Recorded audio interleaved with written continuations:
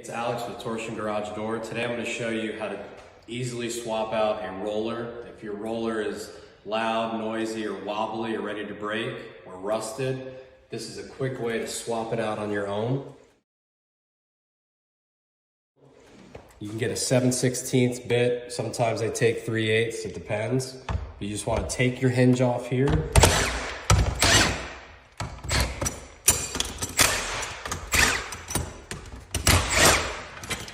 Now you have the hinge off. Here's your roller.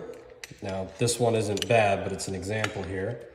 You slide your new roller in, slide it in the track, and you're gonna wanna go right back in the same holes that you took the screws out of and reattach.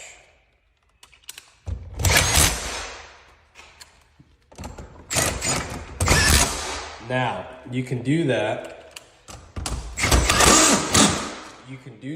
for the 3 hinges here, and you can do it for the top hinge. You never ever want to take this hinge off when there's tension on the door. The cable attaches to your bottom bracket here. If you take your bottom bracket off while there's tension on your door, it will fly up, you'll get hurt, you'll cut something, it'll be very, very bad.